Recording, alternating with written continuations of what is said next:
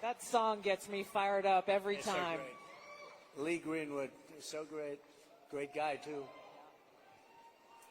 Well, thank you, Mr. President. Thank this you. is a very special evening for us all to have a conversation about some of the real issues that are facing Americans across the country and that don't get talked about often enough. And I want to start with one that's very personal to me, hard to talk about sometimes. This is only the second time I've spoken about it publicly, but my husband and I were married almost 10 years ago. We wanted to start a family. We were very excited about it. Unfortunately, it was very difficult. We were not successful in trying to get pregnant. For us, IVF seemed to be the only option and the last resort. As you know, it's a pretty difficult process. It's very, very expensive. I was in Congress at the time, traveling. I would carry the medicine that I had to administer shots to myself sometimes in an airport bathroom. And ultimately, the most difficult part was every time going to the doctor for another transfer and hoping that it would result in a positive pregnancy test, and then being heartbroken over and over every time that test came back negative. Now, I know some of your opponents, your political opponents, are saying that you want to ban IVF. While it didn't work for us, it's worked for a lot of families. And I just know that there are women and couples in this crowd, or those who are watching here tonight, who may be going through this same struggle and are concerned about being able to have this option, either because they might not be able to afford it, or they're concerned that it just may not be available. And I'd love for you to talk to them about how they should feel. Well, thank you very much, Tulsi. And I didn't know about your situation. And it's tough stuff, right? Tough. Life is pretty tough. It can be beautiful, but it can be difficult. We are doing something with IVF, because IVF, as you know, from friends and people you know, it's really worked out very well for a lot of people. It gave them a child when they would not have had a child. And I told my people I wanted to look at this a couple of weeks ago. And as you know, we have no taxes on a thing called tips. You know that?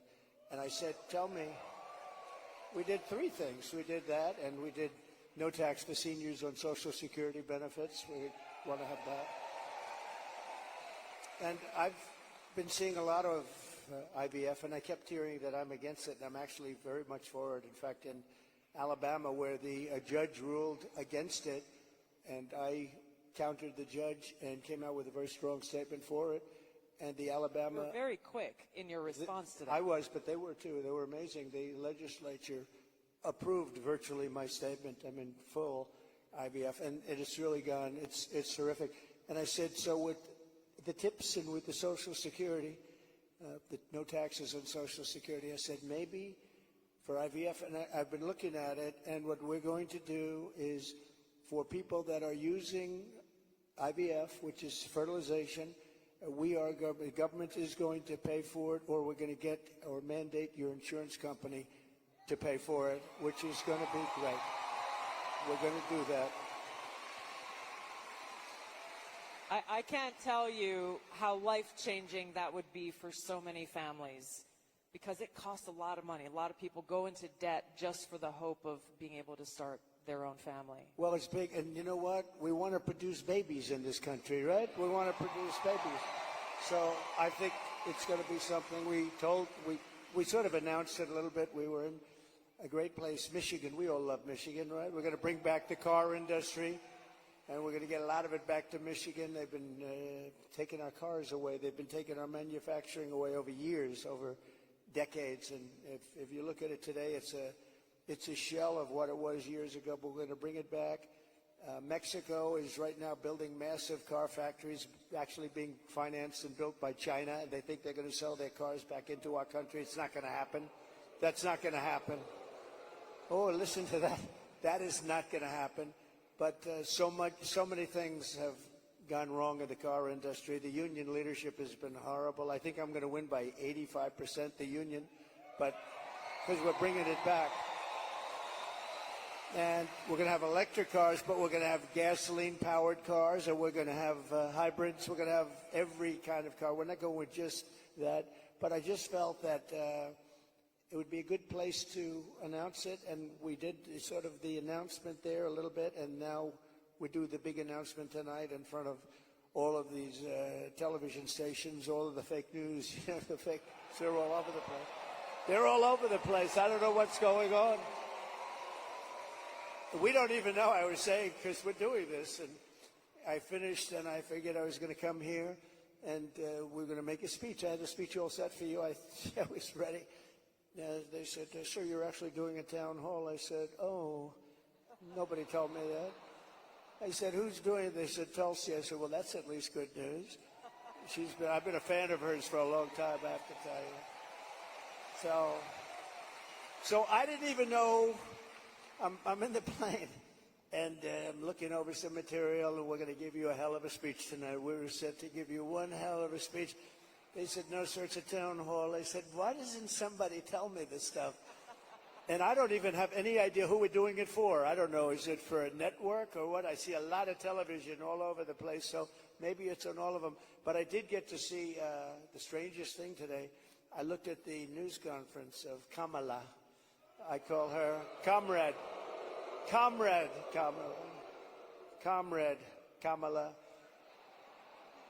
She's you know that. She's a Marxist. Her father was a Marxist before her. So she was brought up in the family tradition. And she really is, and this country is not ready for a Marxist. We don't want a Marxist as a president. And she destroyed San Francisco. She destroyed California. And we're not going to let it destroy our country. I'll tell you, it's not going to happen. So,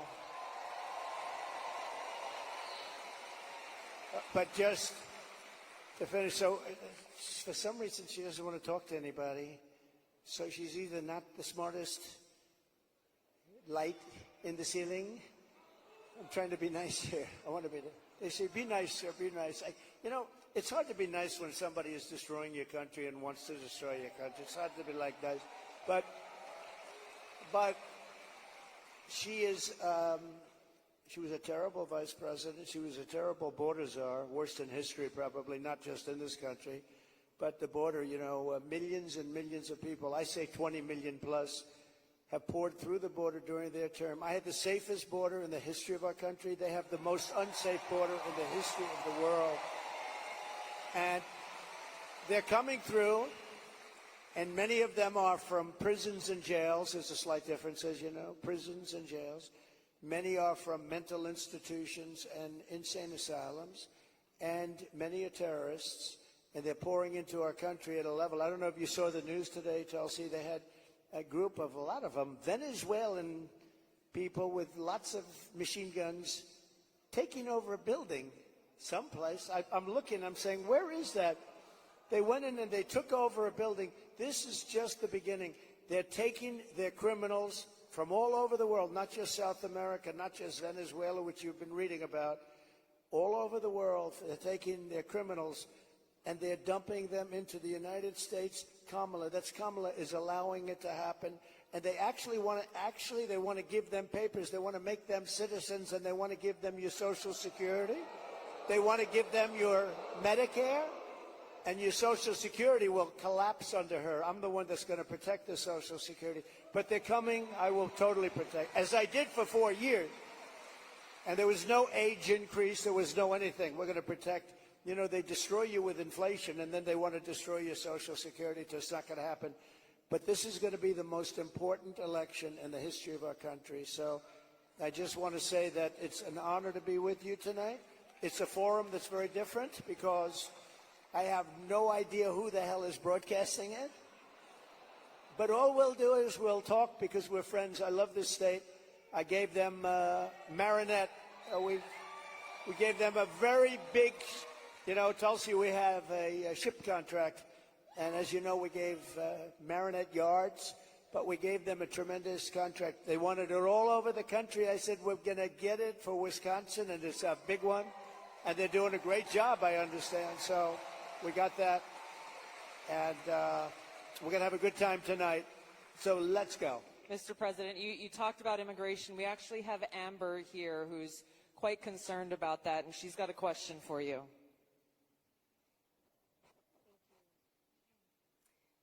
Mr. President, hello. My name is Amber, and I'm from Cameron, Wisconsin. I have 3 beautiful children, and I'm torn on who to support. My youngest daughter is here tonight. My oldest son is 18, and he just started trade school this week. Very proud of him. My concern is that illegal immigration is threatening opportunities for my children. I worry that it's taking away jobs from Americans. I'm wondering, what will you do about that? All right, well, it's great. I think I'll stand up and... Do you mind if I turn around? Thank you, Amber, very much. And you're right. I'll tell you, we have the people that I'm talking about.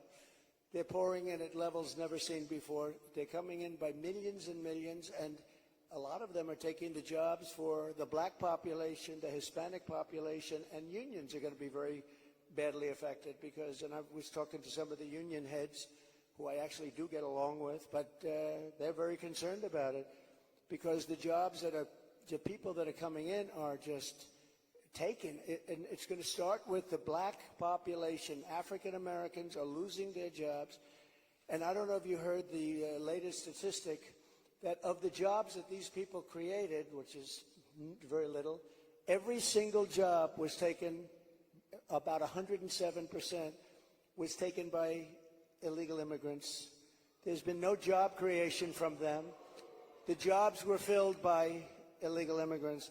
With all of that being said, I want to give you a very positive answer. We're going to win this election. We're going to turn this country around. We're going to become an unbelievable growth country. And your boy is going to have the greatest job. And you want to have a lot of choice with jobs. You know, you want them to go up and they get up and they, it's hard to believe I have that the way I get treated. But I look forward to every day because we're going to make America great again. So I really do. I look forward to it. That's right. But we're going to create a lot of jobs. We're going to create. Does he want to stay here? Or does he want to go to a different state or anything? Yeah, someplace in the Midwest. But this is a good place to stay, right? Wisconsin.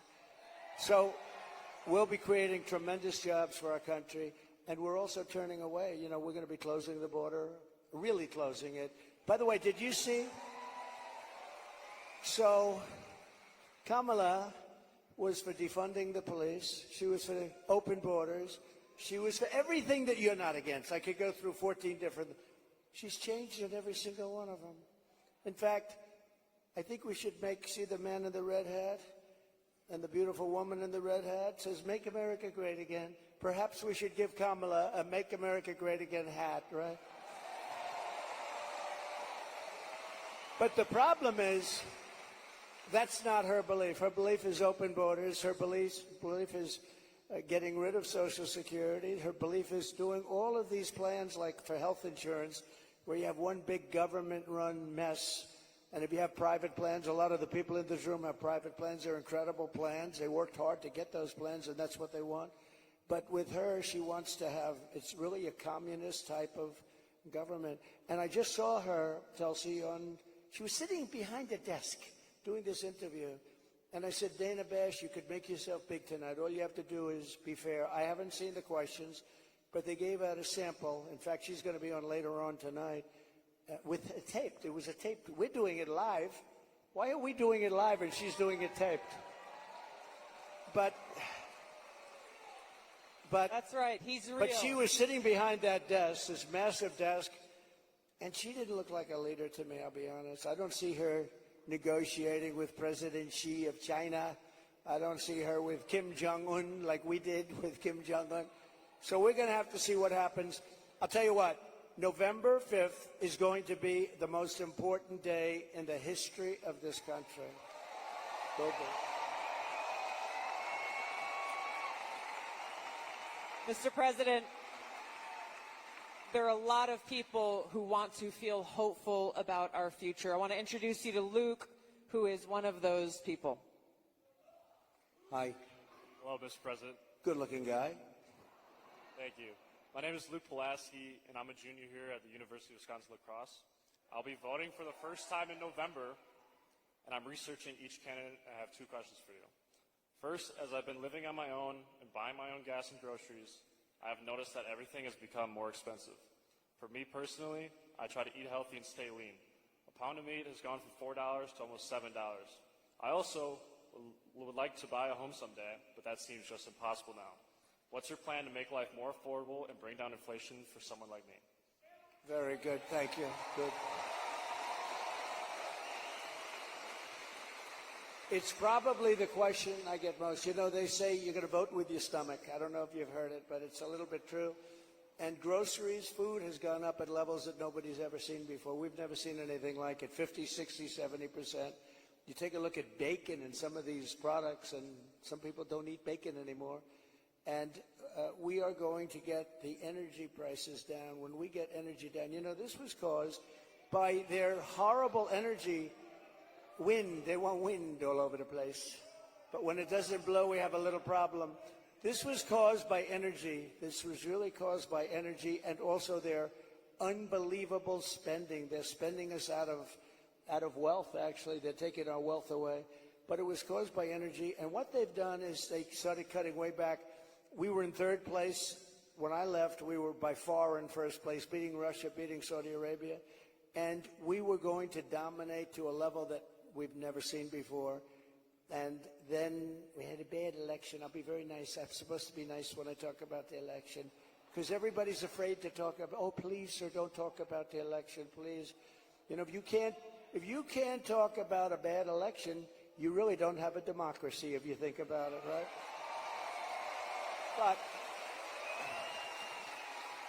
But what they did, Tulsi, is they took back the oil production. The oil started going crazy. That started the inflation. Then they went back. They said, go back to where Trump was. The problem is that we would have been 3 times that level right now. We would have been so dominant over Russia and Saudi Arabia. Look, Saudi Arabia, Russia, a lot of oil. We would have had more. You know, we had something in Alaska, Anwar, that I created. I mean, Ronald Reagan wanted it. You remember? Ronald Reagan wanted it. They all wanted it. And I got it approved. Nobody was able to get it approved. I got it approved. And the first week in office, they turned it back. They said, no, it's the biggest site possibly in the world. Could be bigger than Saudi Arabia. Well, we're going to start that up. We're going to become the energy capital of the world. We're going to pay down our debt, and we're going to reduce your taxes still further. And your groceries are going to come tumbling down, and your interest rates are going to be tumbling down, and then you're going to go out, you're going to buy a beautiful house, okay? You're going to buy a beautiful house. That's called the American dream. The American dream. Thank you. Mr. President, I want to ask you a question about national security, but first I think it's important to point out what Luke is talking about, the cost of groceries, the cost of gas, the cost of housing, mortgages, rent, everything has gone up. Kamala Harris's plan that she has announced is government price controls. And I think it's important to touch on, you just laid out your plan. What's going to happen if Kamala Harris institutes price controls? So that's a communist plan. It's never worked. And it's been tried by others. Believe it or not, Richard Nixon tried it. A lot of people tried it. It's been tried many times, and it always leads to the same failure. Tremendous inflation, lack of product. You don't have anything. The stores are not stocked. It has never worked. It's called control. They want control. And, you know, it's been so often. And everybody that comes in, they say it. It sort of sounds great. We're going to go price control. Actually, when she announced it, she got absolutely slaughtered by even Democrats because it doesn't work. It's a known loser. So now she doesn't talk about it. Do you notice she doesn't talk about climate change anymore? She's not talking about it. You know why? Because people don't want to hear it. They want to live a good life. They want to live a life. They don't want to stop your industry with climate change. They used to call it different things, global warming. Remember? That wasn't working because it was getting a little bit cooler. So they said, what are we going to do? We'll call it global cooling? No. So they came up with the words climate change because that takes care of everything.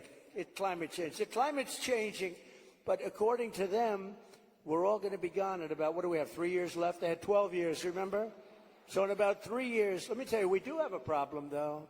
It's climate change, but a different kind of climate change. It's called nuclear global warming. We can say that's global warming. And if we don't have a smart president, you know, you have 5 nations now with pretty massive nuclear power. Some have very massive, including us and Russia.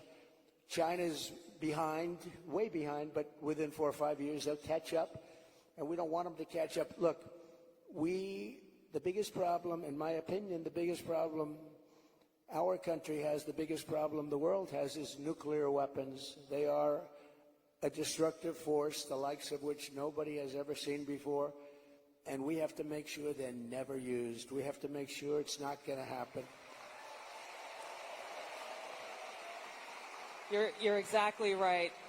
You brought up Ronald Reagan already. Ronald Reagan famously said, a nuclear war can never be won and should never be fought. And I think it's interesting you talked about climate change, Mr. President. The Democrats and Kamala Harris, they were quick to talk about how climate change is an existential threat. But what they're not talking about is the existential threat of nuclear war and World War III, which is exactly where we sit today because of the warmongers and their puppets, Joe Biden and Kamala Harris. And they don't want to talk about it because the consequence of where they have taken all of us, as the American people and the world, is economic hardship around the world, a destruction of our economic well-being, and an annihilation of humanity, our families, our kids, our communities around the world.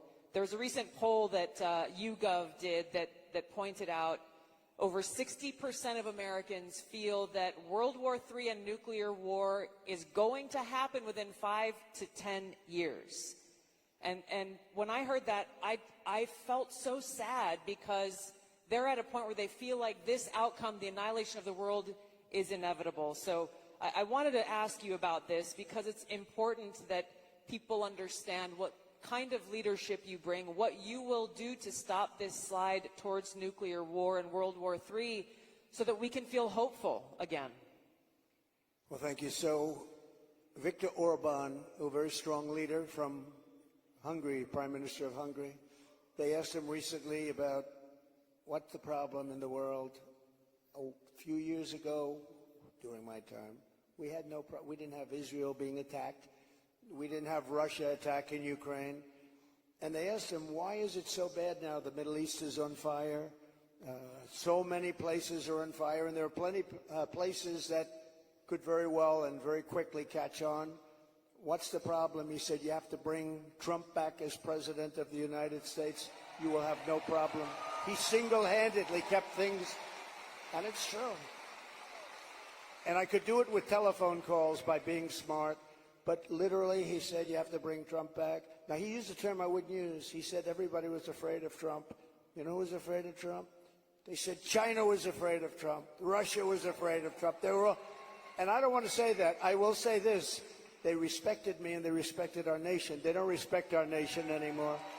They don't respect our nation anymore. Think of it.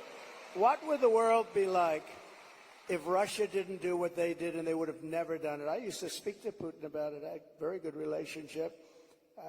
No chance. You know what happened, I think, Afghanistan, when he saw the horrible leadership that we displayed in Afghanistan, I think he said, wow, this is a time to go in, because I wasn't there. He would have never done it if I was president, and Israel would have never been attacked. Think of it. What would this world be like? You wouldn't have had that disaster. And it wasn't leaving Afghanistan. And they should have kept Bagram. That's a big air base. It's 1 hour away from where China makes its nuclear weapons. They didn't keep it. You know who occupies it now, Tulsi? China occupies it. So we have, if you have the right president, and we don't right now, do we even have a president? He just came in. Think of it. He just came in from wherever the hell he went. You know, there was a coup. He just doesn't know it yet. But there was a coup. How about that? He got 14. I'm not a fan of his. He was the worst president. But, You're not? But think of this. He got 14 million votes. She was the first one to leave, you know. Kamala was the first one to quit. She never made it to the first state in the primaries, which was Iowa, never even came close. Other people did, but she never even came close. And all of a sudden, she was picked, and she's now running for president. And look, it just started, really. It just really started. The polls have us up here. We're up in this. We're up in states, but it's close. It's close. It's close, and you know they cheat like hell, so we don't want to have it too close. But we have because we have to win this. We're not going to have a country. But with him, I was so far up. We had a thing called. How did he do in the debate? Did you think he did well? Not too good. No, they wanted to have a debate. I said, okay, it's a little bit early, isn't it? I was trying to talk them out. I said, well, it's a little early for a debate, right? And they said, well, I think we'd like to do it. And that was not a good debate for them. That was not a good debate. So that was the beginning of the end for him. And they started looking. But they picked a woman that had absolutely no votes. She got no votes. And now she's running. So when you say threat to democracy, they are a threat to democracy. I'm not a threat to democracy. I'm not a threat. Thank you. Mr. President, crime and the rise of crime is on the minds of a lot of people. I want to call on Danielle here, who has a question for you. Hi, Danielle.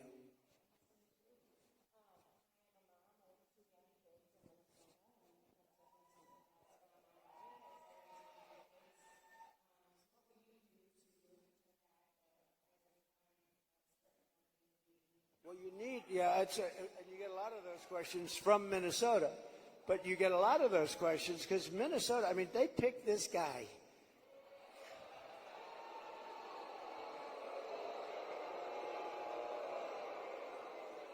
He is weird. Right? He's weird. I'm not weird. He's weird.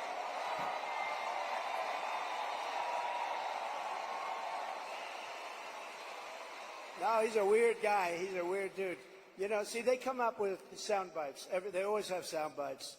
And one of the things is that J.D. and I are weird. That guy is so straight. J.D. is he's doing a great job, smart, top student, great guy. And he's not weird, and I'm not weird. I mean, we're a lot of things. We're not weird, I will tell you. But that guy is weird, don't you think?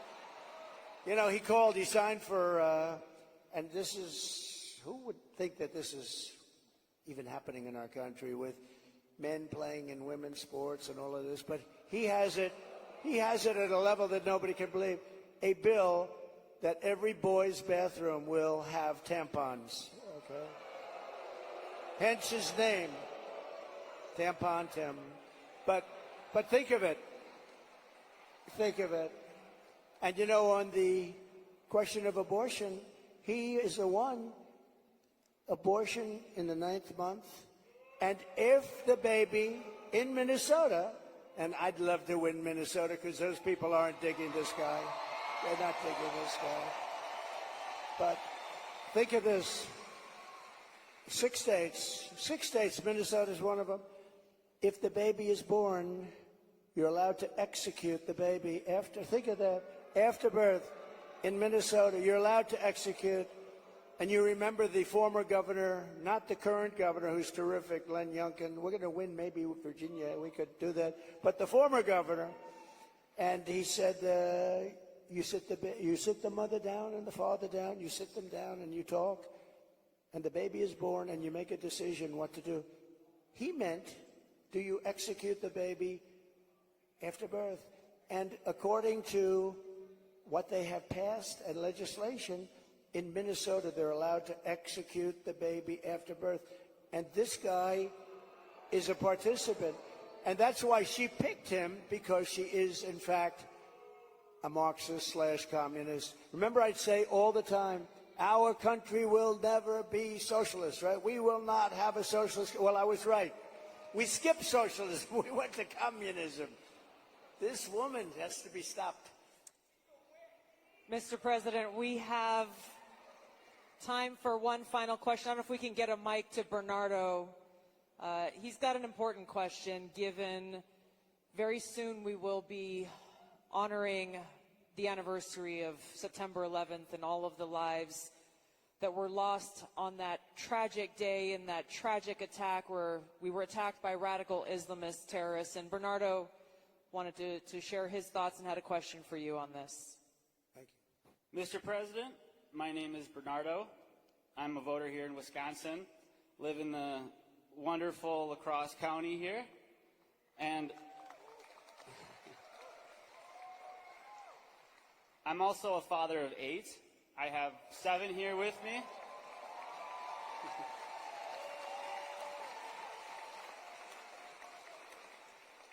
And it's the anniversary of 9/11 is coming up.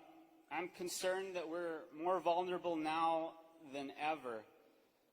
And we have a Democrat nominee who doesn't even want to say the words, says we shouldn't say the words, radical Islamic terror.